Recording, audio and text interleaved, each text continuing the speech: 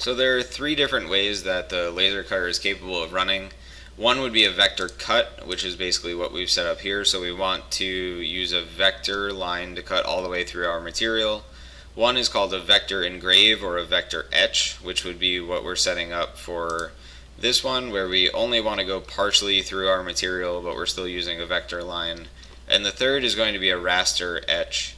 So that's actually what this is going to show up as. So the laser cutter is capable of running solid hatches, which will turn out and look solid in the end. So the way it's doing that is it's running a single line this direction, it's going to step down, it's going to run a single line, and it's going to keep stepping down and running single lines all the way along this until it runs the entire hatch.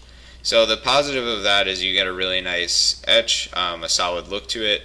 The negative is that it takes quite a bit of time. So if you want to save yourself a bit of time, what we can do is we can actually do a txt explode, or txt exp is the command, and that will explode this into lines. But you see we have these sort of funky looking lines that are happening within the text. So what we're going to do here is we're going to just explode these lines. We'll go ahead in and get rid of all of these guys. Got one down there and one there, and then we can do a rejoin for that.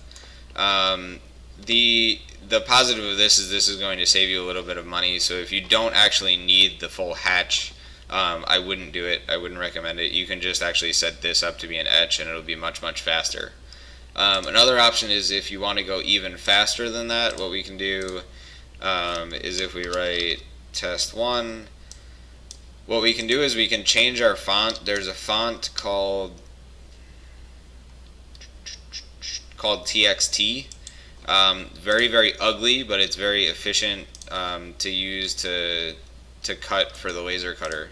So what we can do here is if we do a txt explode, txt exp is the command, what we're going to be left over with, and we have to change it to by layer, what we're going to be left over with is basically a single line font, so it'll run this as a single line. This is useful if you're not going to see any of the labeling that you're doing and you just want to do it very quickly. So that's the difference between raster and vector. Be very selective about when you're using rasters and when you're not.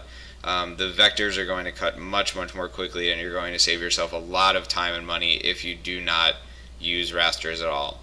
Another thing to note about rasters is if you have one over here and one over here, it's not going to run that one nicely and then step over to this one unless you set them up on different layers. So if you have two that align across a full sheet, it's going to run a full line across, full line across, full line across, all the way down, wasting quite a bit of time and money. So be very careful about how they're aligned and how they're labeled.